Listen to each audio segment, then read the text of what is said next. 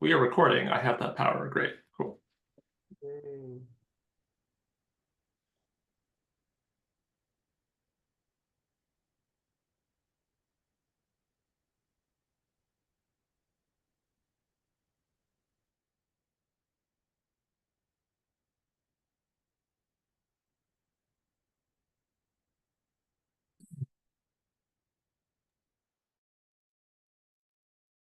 I think everyone from the Google Meet has hopped on here, so we can probably get started. I think we have first on the agenda is Ingo. You're going to give us a presentation slash talk on MLAR, which I'm curious to find out more about because I don't remember what the acronym stands for anymore. So take it away. Yeah, cool. Unfortunately, my camera stopped working again. Zoom thinks that it's still being used, probably by the meeting room that we just left. If you have slides, I could present them for you. I don't remember if you. No, yeah, I hope that the slides will work. Let's try.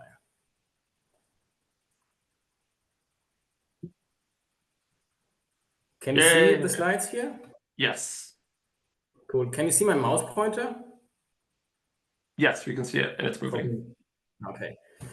Okay, cool. So I've mentioned this a couple of times, but I think we reached a good point to show you a bit more in detail the thing that I've been working on in my 20% project time since the beginning of this year, more or less, an MLAR dialect for Substrate. And basically, the goal of this is to bring the MLAR compiler ecosystem to data processing in general, and to start with, to Substrate in particular. To motivate what I want to achieve with this work, let's review a bit what Substrate does. In very rough strokes, it enables to talk a number of producers through a common exchange format for the description of their computations with a number of consumers. And that turns, so to say, an n times m problem into an n plus m problem and makes this interoperability of producers and consumers tractable. Now, I think of this as a somehow idealized picture, and I want to share now a slightly less idealized view on it. What in my mind is happening is that inside of the different producers and consumers, there is a certain replication of this serialization format, namely a number of physical or logical plans, plan formats, intermediate representation for these plans, along with a number of rewrites or transforms or optimizations or whatever you want to call them, as long with probably tooling around these intermediate representations. And what I want to illustrate with this picture is that there's actually a relatively substantial repeated implementation effort by creating these intermediate representations and the tooling around it in the different places. And what I want to ask as a research question is whether we can build a substrate IR, that is the in-memory format that belongs to the serialization format, by using MLAR. And maybe I start with describing very briefly what MLAR is in order to motivate that choice. It's basically a reusable and extensible compiler infrastructure that isn't tied to a particular domain. It's open source, it's open governance, and it's part of the LLVM ecosystem that you probably all know. There's a relatively wide adoption across academia and industry, only some of that at Google, many actually outside of Google. And many of these adoptions are actually used in production already.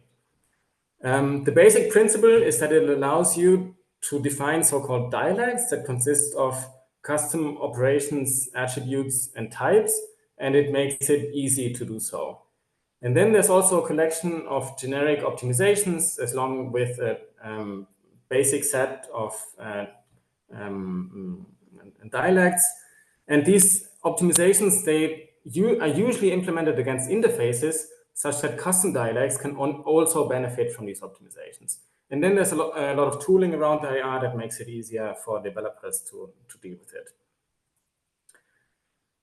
Concretely for our project, what this means is that, or what I'm more concretely doing is that I'm implementing such a dialect for Substrate using MLIR, along with translation that is import and export to and from the serialization format that Substrate defines.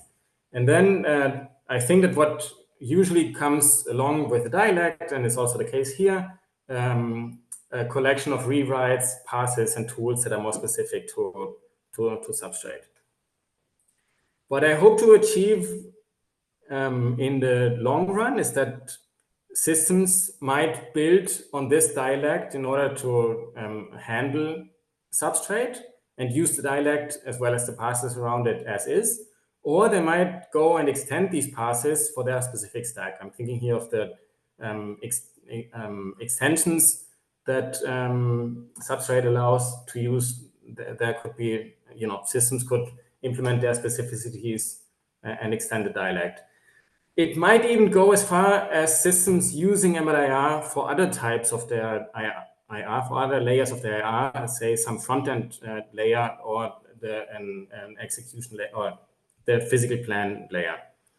And then I hope that developers can use tools, create and use tools around debugging, inspection, and conversion that are probably easier to build with MLIR than just with handling protobufs alone. And eventually, I hope that this has a similar effect that Substrate has, namely a place where people can contribute and share toolings and rewrites around Substrate or the handling of its IR. I have a question. Thanks, Jack, for telling me. I don't see the questions. Oh, I just raised my hand. Yeah. Yeah, so MLIR, does it represent like what I think of, I guess, I think of a couple things like expressions, and then in like LLVM or something, you can chain expressions into a program, or in Substrate, you can sort of build up a graph of expressions. What is like MLIR's operations? Are they sort of a single function call, or are they more like a program, or what? I think you have a lot. So definitely you have a lot of freedom. And I think that you can choose to design your dialect in all of the ways that you said. I think in the next 1 or 2 slides, this will be clearer. I'll show a more extended example next. But if it doesn't, then please ask me after that. Okay. Victor, did you have a similar question? I think the example is going to answer. I was kind of curious, like what are rewrites for passes that you might want to implement in MLIR? But I think your example might elucidate. Yeah. The next slide is I think the next 2 slides will answer that. Okay, so exactly what I was going to get now is walk you a bit through the development process and what the IR structure looks like. So a lot of the typical way of creating IR elements is through a declarative way. So I'm showing here an excerpt of the Substrate operations. The TD stands for table definition or table gen definition, I believe. And basically, what I'm showing here is the definition of a named table op. A relatively simple version for the time being, but that's what we're looking at. And what this allows is what this creates is an IR construct as shown below. Here, this is basically the serialization format, the MLIR serialization format of a simple program. So a couple of things that are happening here. I'm defining an op with a name, which is then showing up in the assembly or serialization format.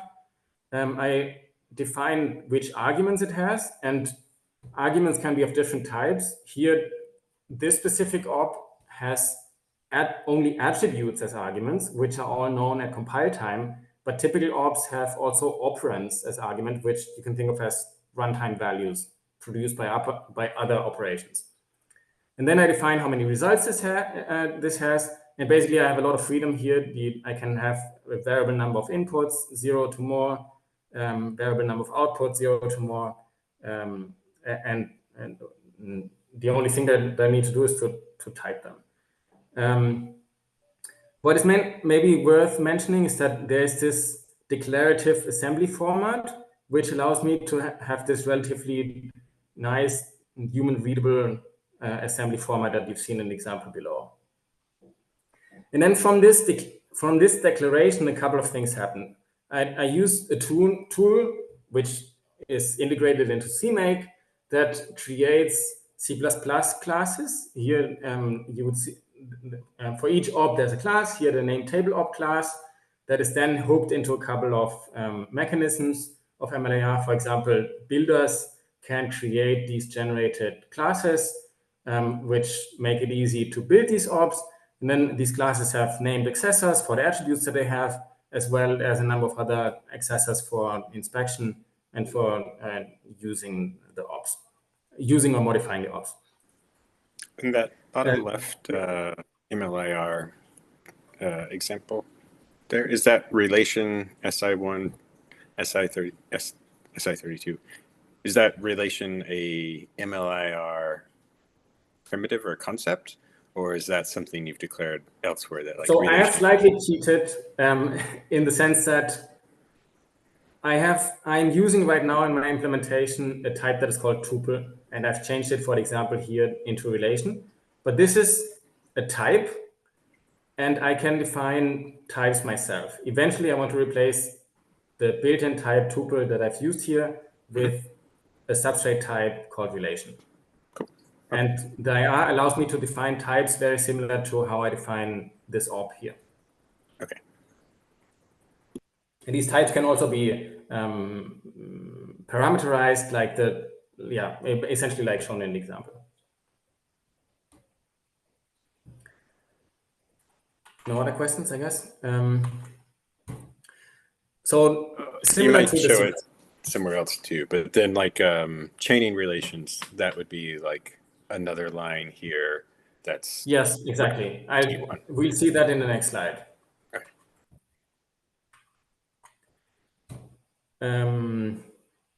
So similar to the C++ classes, there are Python bindings generated which allow developers to manipulate IR in Python, which is useful either for debugging, testing, or integrating into front ends.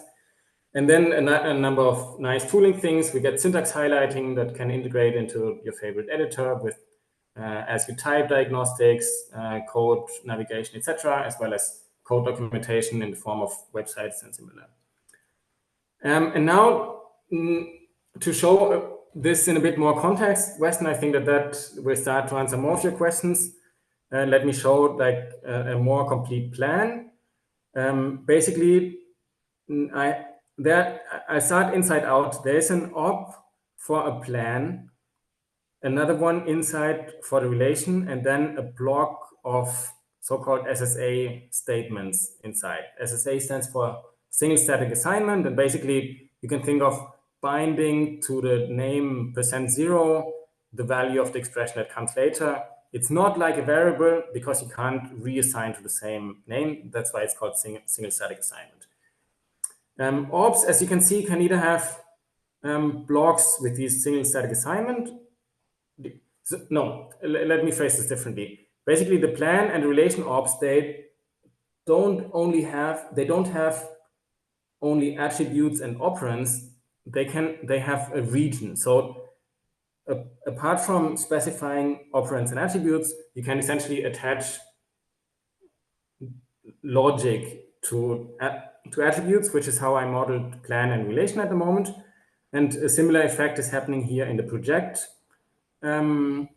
operation, where I specify the logic to compute new attributes as a region where that then works on the input tuple and produces individual fields. So this block, the precise semantics are defined by our interpretation. So that's what that region means isn't part of MLIR. It's basically what I do with the op eventually. but here the semantics are that I get one of the original tuples as an input, then I can use expressions on it, and eventually I yield or return, if you will, the new fields. One thing that is, no, let me say something more obvious first. This answers directly a question that Weston had. So these SSA values, they can later be used as operands to other operations. And one thing that is nice is that all of these SSA values are typed, and MLIR verifies these types. So the relation returned by name table is a relation of SI1 and SI32. And the type that is shown here as the first type of the emit op must be the same. Talking about the emit op, I have decided, for better or for worse, to have the emit clause that is part of the relation in the Substrate serialization format as its dedicated op, because I have the feeling that some of the rewrites will be easier, but that's something that shouldn't be set in stone. And then what is maybe also interesting is that this useDef graph between SSA values and operations isn't necessarily a chain like as an example or a tree. It can be a DAG, and there's even a cyclic version of these blocks, which means that it's a bit more powerful than what Substrate can represent at the moment. You can check whether anybody has questions. Doesn't look like it. Okay, and then now I want to give an example of the one pass that I've implemented. I hope that you will find this useful. It's an and I'm using the same snippet as an input example. If you have looked carefully to this example, what you will see is that this introduces a lot of redundancy. Here, this emit op or emit clause duplicates the B field, and then the projection makes another 2 copies of it. So in the end, the result is actually 4 copies of the B field. And if I run this through the pass that I have implemented as an example, this emit deduplication pass, then all of these duplicates are removed, and we just introduce the copies of B via the emit clause. And of course, this example is a bit constructed, and I think that what is most interesting in it is how I implemented it. And basically, I followed best practices of MLIR. I implemented 7 different patterns, essentially one or several per op, and each of them only deals with one specific aspect that can introduce duplications. And then if I pass all of these patterns to a standard pattern application driver, then that thing will repeatedly apply patterns until there are no changes anymore and turn the upper example into the lower one. I'm also reusing some other part of infrastructure, namely common subexpression elimination, or CSE, which is implemented, as I alluded to earlier, against an interface. And basically, I can just call this functionality from one of the patterns. And in order to make it work, I need to mark expressions as pure or as having no side effect. And then the common subexpression elimination knows that it is allowed to remove these duplicate expressions. And this brings me to the conclusion. Basically, you've seen the status of what I've implemented so far for relations and to expressions, the import and export from and to Substrate, and this pass for deduplicating fields. The next steps that I'm targeting is to implement enough to represent DPCH query 6, which I think is the simplest one. I haven't even done extension registration yet, and that's one of the next things, and then build scalar and aggregate functions around that. Yeah, I mean, you can imagine what we need for Q6. I want to extend the deduplication pass eventually into a full-blown CSE and DCE dead code elimination pass, such that it works also on relations and not only on expressions, and maybe eventually turn this into a selection and projection pushdown, as any query compiler would probably implement. And in the longer term, of course, increase coverage. Let's see how far I get, but I make it until full coverage eventually. One, I think, interesting initial use case to make this actually useful is to implement what I think of as a compatibility transpiler, which I'm imagining as a thing that knows what limitations consumers have and rewrite plans into equivalent plans that only use supported features, essentially. And I really want to not do this just in my own 20% projects. I really want to get this into the community. And if we find ways that we can donate it, then let's explore them. And this brings me to the questions that I have. For me, the most important thing today, is this at all interesting to you? What do you think about this? Should I continue working on that? Maybe what are milestones that would increase interest or remove skepticism that you may have? And then where could we put this? When is a good moment to move it there? And essentially show of hands who's interested in either joining or at least being kept in the loop. Anything into that direction would be interesting to hear from you. So, and just for completeness, reach out if you aren't in this meeting and you're watching the recording. So I guess one of my concerns is that this is yet another representation. We have, I mean, it's great that it's going to be able, that a lot of the rewriting stuff sort of seems to work for free.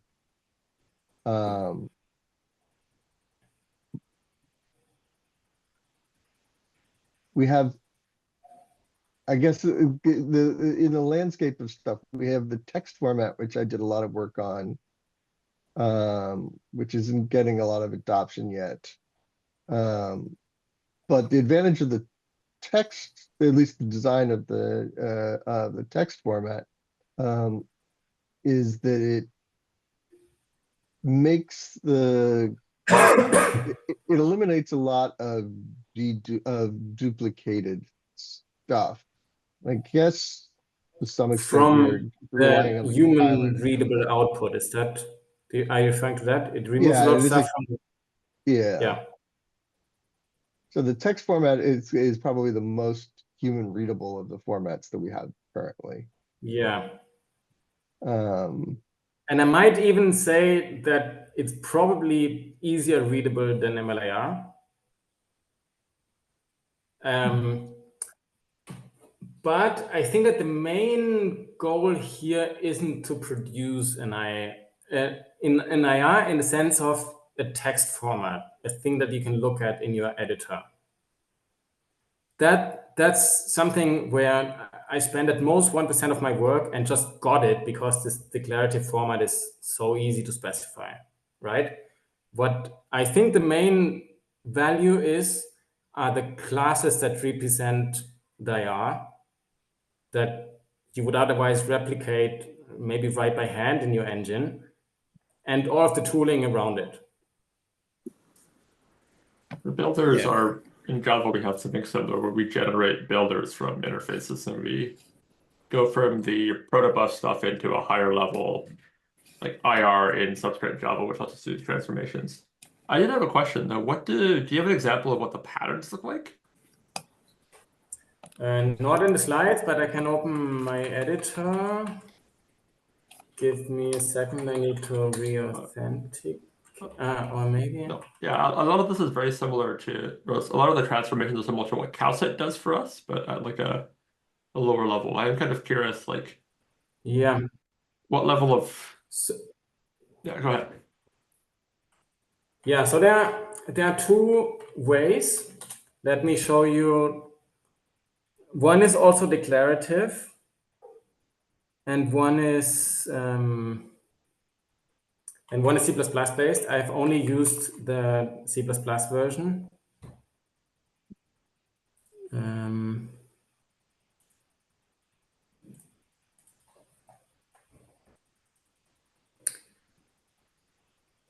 I start with the, no, with that C++ version.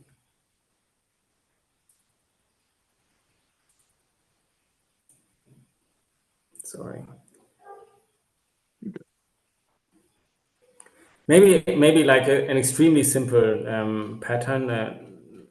It's really just a folder. Mhm.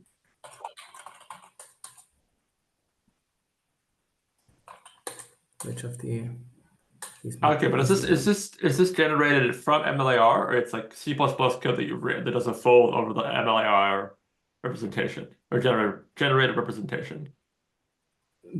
This text that you're looking at is something that I have written by hand. Okay, It extends this class, which otherwise is largely generated. gotcha. So in the definition, I say this thing has a folder that I want to write by hand, and then that forward declares this member function, and I have to implement it. Okay. And then there's a declarative way.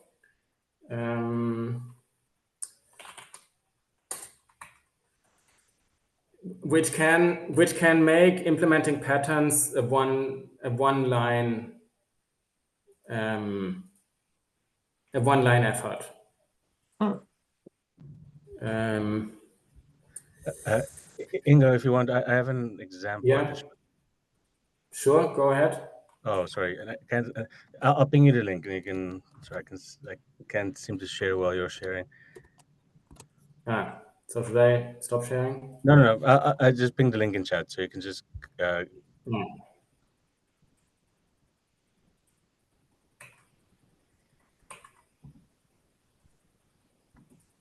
Okay, you stop sharing. I can quickly share. So I think if folks see this one here, we have a couple of the rewrite ones in a declarative form that's used in the TensorFlow Lite converter. And so basically it's a pattern of source and destination tags. So you specify, like if it's in the TensorFlow broadcast op, this is the TensorFlow Lite one, it looks like.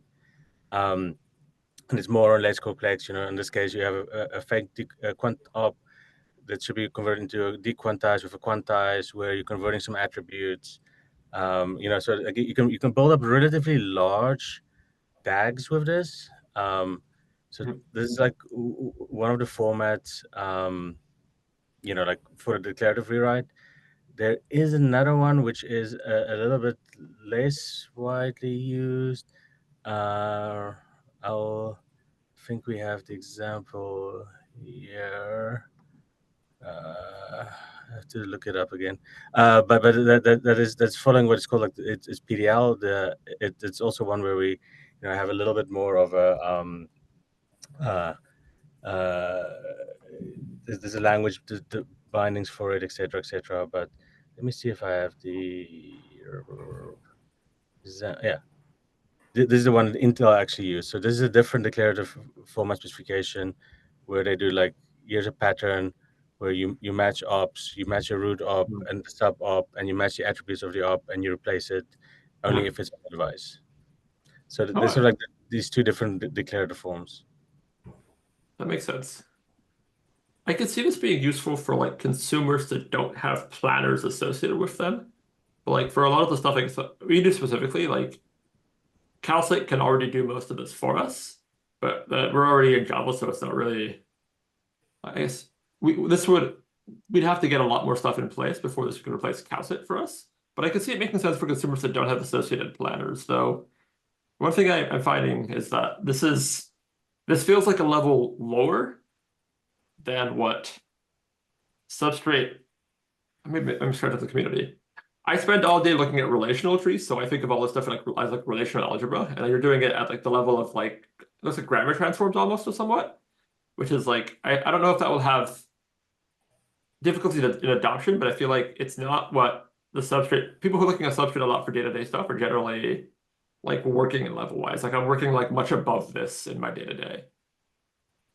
So like getting people to write rules might be challenging if they have to learn all of a whole new thing. So is this about the structure of the IR or the structure of the code? I'm not sure what I understood then. I think it's more that like that level of IR I guess the IR itself is actually relatively standard. Once it's generated, it's like, okay, there's an object, there's builders on it, it's a tree, you can kind of do passes over it relatively straightforwardly. But actually writing rules in like the PDL dialect seems like it's like a level lower than what I would assume Substrate folks are normally looking at least for me. Like I'm like I said, I'm spending all my time looking at like relational trees and writing visitors for like replacing stuff. I'm not looking at like I'm not generating pattern matching code for I guess transformations. An example Yeah. might So be. maybe to read. Sorry, Weston, go ahead. Well, I was just going to say, like, some examples might be like the projects in the MLIR representation. You sort of have multiple statements doing like the field assignment, and like I would imagine in aggregate translated into some kind of MLIR, like that would involve some kind of loop or other structure, but maybe not.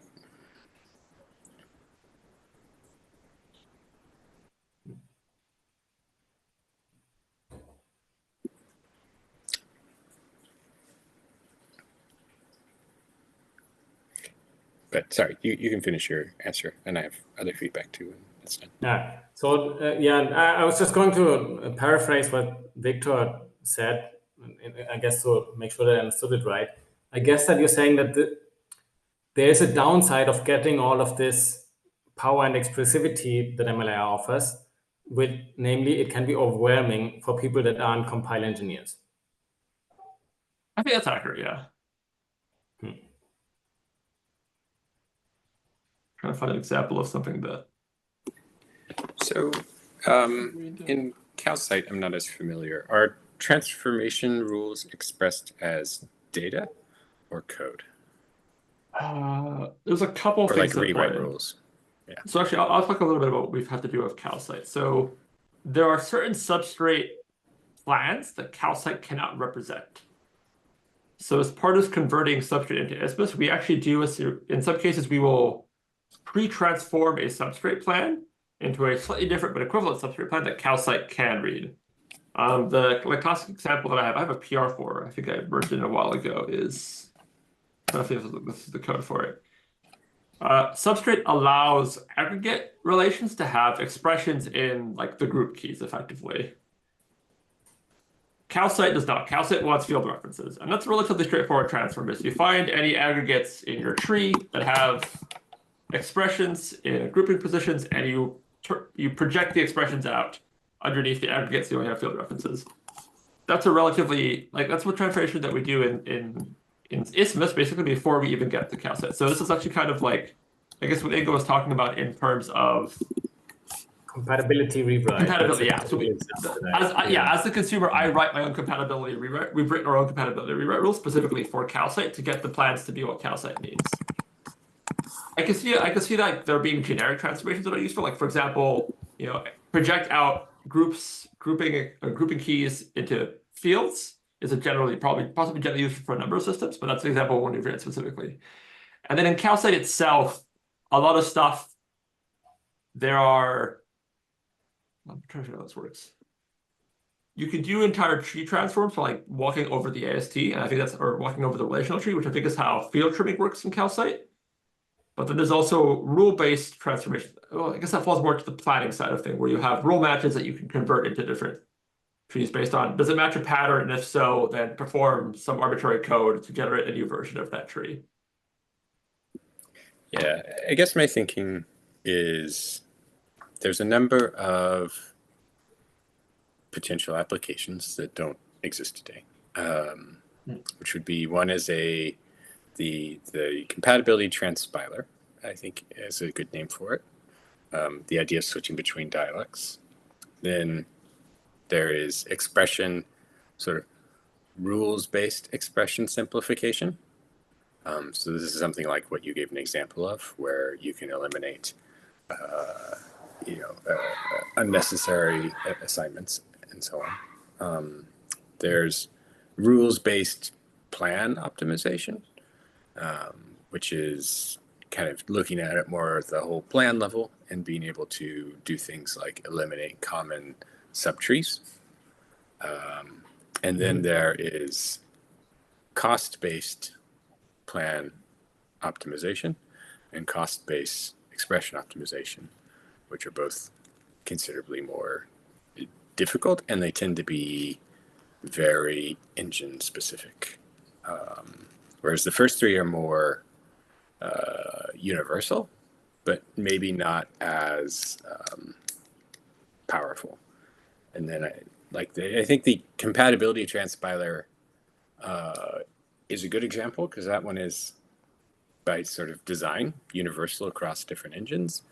And it might be quite a lot of transformations that need to be maintained. So then I think, like, how would you develop and maintain something like that? Could all of these rewrite rules be expressed as data in some way? I think that's easier to maintain and validate than if all the rewrite rules were code, essentially. And so I don't know if MLIR gets us closer to something like that, but that would be my sort of, if I were going to take this and run with it, that's sort of the most interesting avenue that I see. I agree. I have to say, I don't know this PDL thing approach a lot. That sounded a bit like it could be data. Jacques, can you? Yeah, so I think that is actually an interesting one, because it is rewrites represented in MLIR using MLIR. So it is, to your point, like, it is effectively data for the string. So I mean, I don't know this area well at all. So I think it would actually be very interesting to see what kind of things would be useful here. But yeah, the closest I can think of is like PDL, because like it's effectively like a set of, it's represented in an IR form already. It's meant to be, I think, further manipulated, etc. And so that could be interesting. But I don't actually know how that would fit into any of your existing ones you're looking at. But that, I think, would be an interesting one for us. The data-driven side makes sense to me as well for this, where I think, for example, if you write your folder rule in C++ specifically, that means that if I have a Python engine or a Java engine, I can't use that code. But if you can generate correct like transformations like that I can use in any of my consumers, then it works for free. And to Weston's point, like we write a lot of these rules as one-offs in Java that specifically for calcite that can't be used by other systems, and that's the downside of kind of doing it at the higher level. I think the transformation at the very beginning, that the first few use cases make a lot of sense. I think I wouldn't target the optimizer use case for this, but I don't think you were planning to. Just because at a certain point, once you start dealing with a cost-based optimizer, like we have a lot more tools in that system for doing stuff like this. Like it is very heavily optimized for doing that. Yeah, so I have to say that this is so far down the road that I haven't even thought in detail about it. I came up with this compatibility rewriter use case because I think it's a relatively reasonable, easy to reach milestone.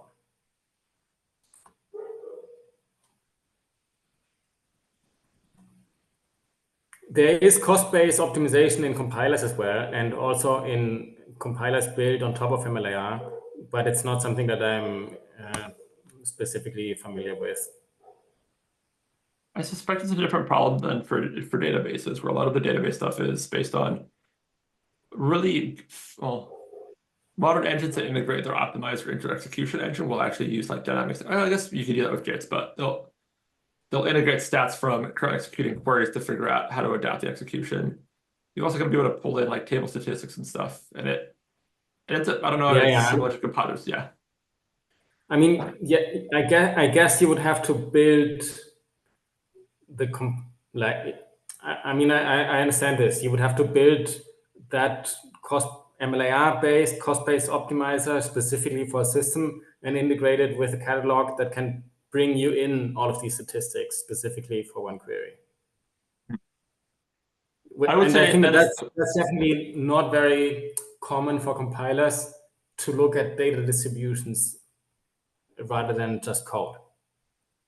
I would say that do not target the optimizer use case as a starting point or even anytime soon. It is. Yeah. I was reading something for the next N years. Something like that. I was reading some stuff from some query planning people where I think query planning might be harder than execution in terms of like doing it right and doing it efficiently. Mm-hmm. Yeah, you need a lot of information in order to do it to even get started. I think we were at one point just saying that the best thing to do would be to let the researchers figure it out. Just give them the tools and then let them have at it. I think Weston was saying that.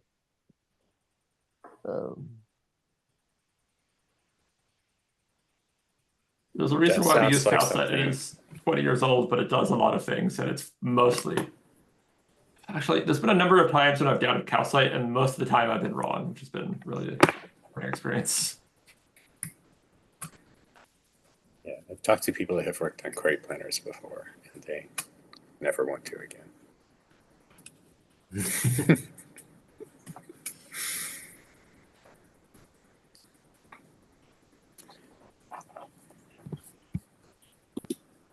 All right, we don't have a lot more time for much else.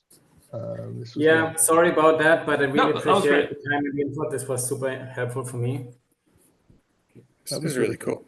I appreciate the presentation. I had always kind of wondered about what MLIR and Substrate would look like working together. So for me, this was very satisfying to see. So I appreciate the idea of like language independent transforms is very appealing to me because I would like to write these once and never have to rewrite them in like Python and Go and Rust and any target language. Yeah, I think that's a very, very good point. And I mean, like, it's funny enough, we've had some, so PDL is like a bottom level execution format for us, really. So, we have front ends, you write it in Python, it generates PDL, consume it in C or wherever else. But yeah, I think another thing that I don't think we ever mentioned what MLIR stands for. So it is multi-level intermediate representation, nothing to do with ML, even though, it's used in JAX and TensorFlow and Triton, et cetera, et cetera. And once upon a time, I had a nice list of what random projects people can use it for, and my list is almost complete. So it's uses from fully holomorphic encryption to JavaScript abuse detection to C++ front ends. So, like seeing it in databases or potentially in databases, would be also very nice. So, I think we were also curious, like what kind of intersections will be, what kind of problems are being faced in this query ones, and just yeah. So I think this was very helpful for us, and I think we appreciate everybody's time.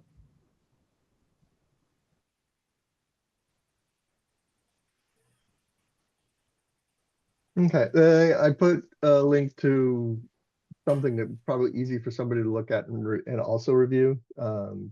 It's like adding another function type or something. So somebody could look at that. That would be helpful to help push that along. But I think everything else is just going to have to wait till next time. Yeah. Thanks, everyone. Thanks. Bye. Cool. Thanks, everyone. Thanks, everyone. See you around. Bye-bye.